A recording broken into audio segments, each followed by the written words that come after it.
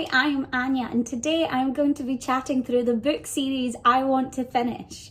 I've always been a major reader of series.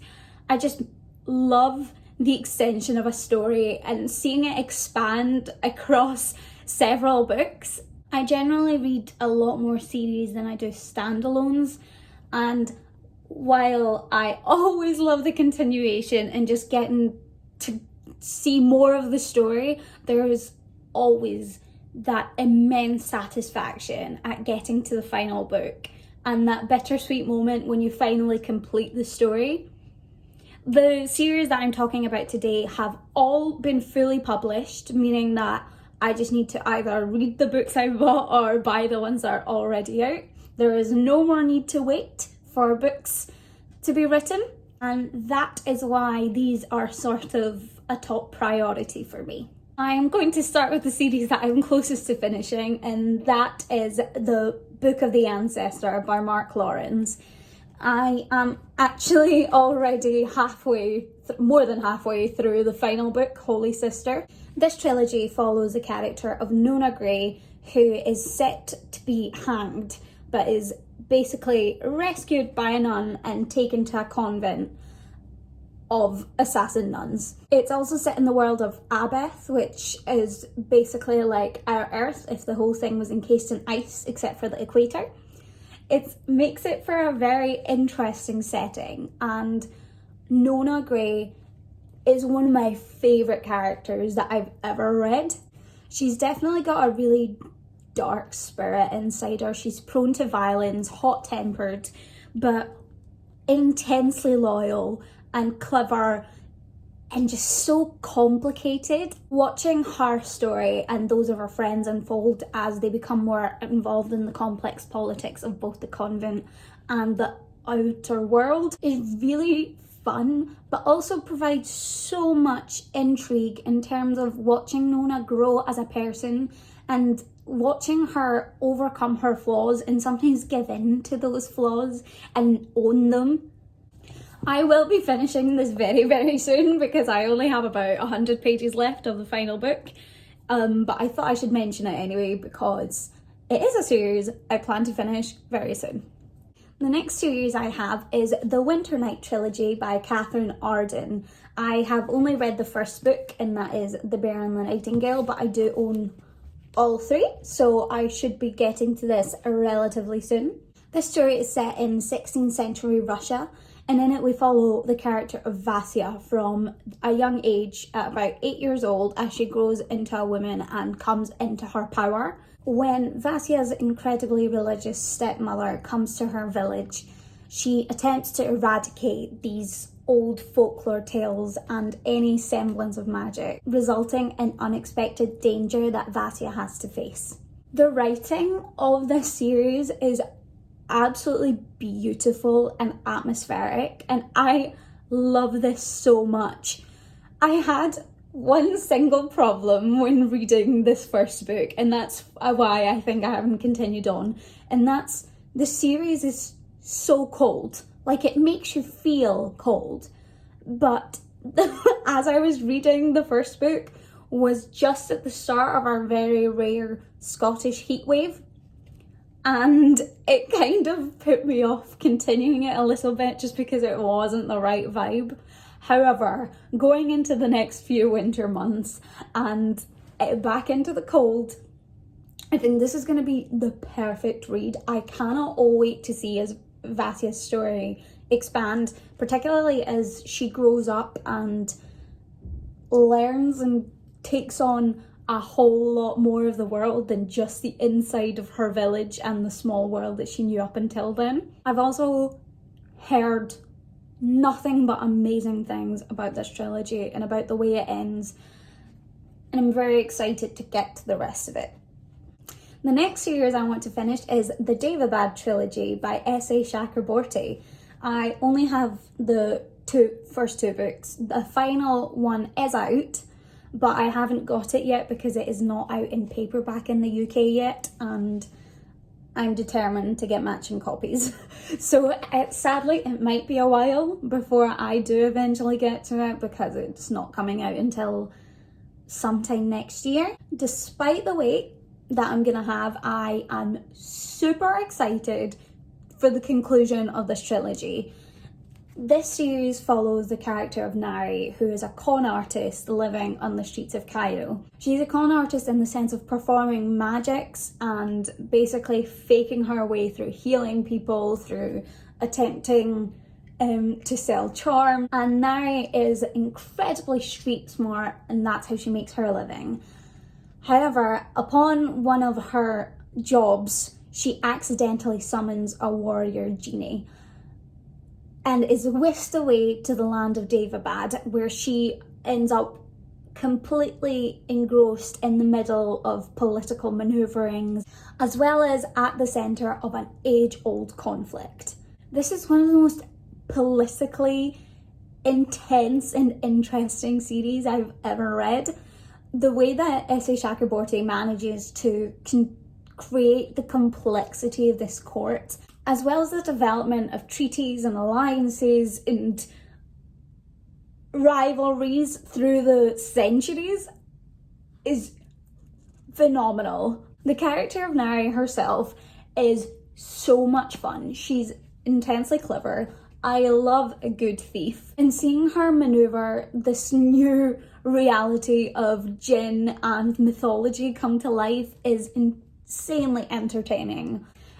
The action and world building throughout this are also super strong. Seeing the Middle Eastern inspired fantasy as well was absolutely brilliant. The different mythologies and the landscape that's offered through a completely different setting works so well in this, and it is genuinely one of the strongest series I've read in years. The politics is pretty heavy in this, so if you don't like politically motivated fantasy, you might not love this. However, it's so good. It's so good, and I definitely recommend this, and I'm so looking forward to getting my hands on the third and final book. The next series I have here is Three Dark Crowns by Kendare Blake. I have the first two books and I've read both of these, so now I just need the last two to complete the quartet. This series is set on the island of Fenburn, where every generation 3 queens are born, and when they turn of age at 16, they essentially enter a contest of fighting to the death, where the sole survivor becomes the queen and eventually gives birth to the next generation of triplet queens.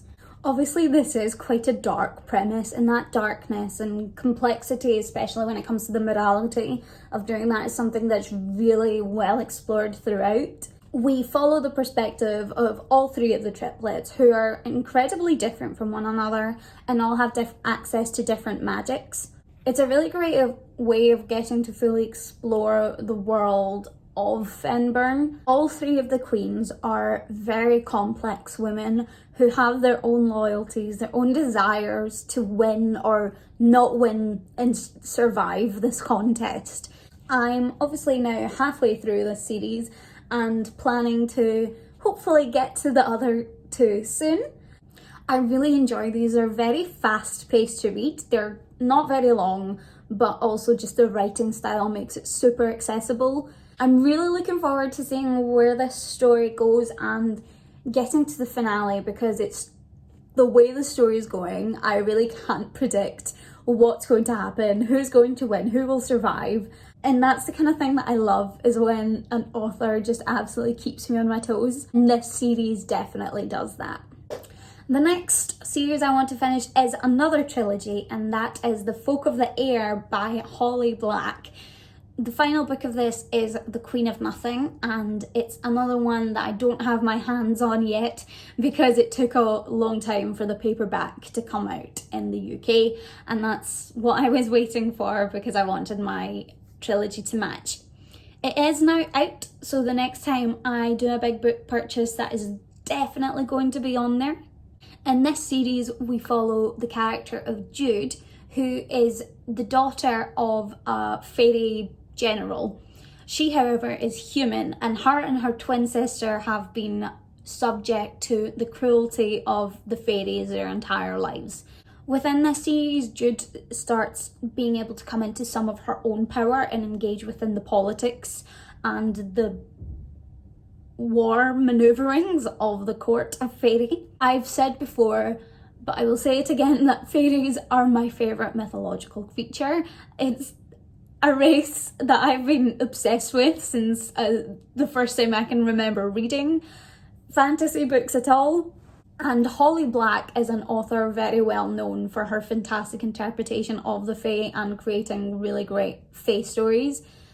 This series has got a really great romance within it as well, between Jude and the character of Prince Carden, who's particularly cruel to her throughout the start because he's just not a very nice character.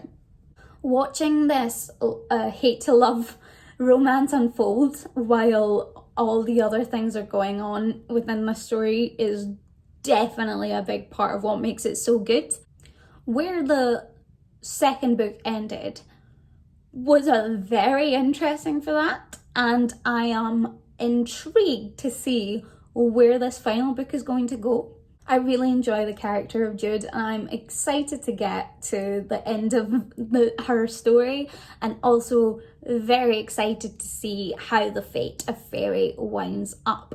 Then the final series I'm going to talk about today is The Diviners by Libba Bray. This series is set in 1920s New York, and we follow the character of Evie, who essentially moves to New York and becomes a starlet. However, she also has strange abilities tied to dreams and magic, as well as a few of the other characters throughout, and these people are called the Diviners. And they find their lives brought together when facing a demon that has essentially been released through a Ouija board. Like anything with Ouija boards and that kind of demonic idea, this series is creepy.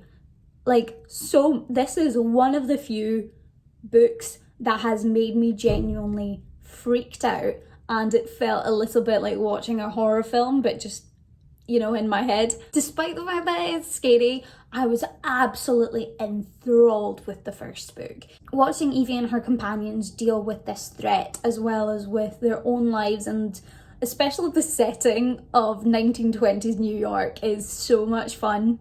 I am actually currently in the middle of the second book, which is called Lair of Dreams. Sadly, for some reason, I seem to have hit a slump about halfway through, and I have tried to go back to it since and continue on and finish it off, but with no luck.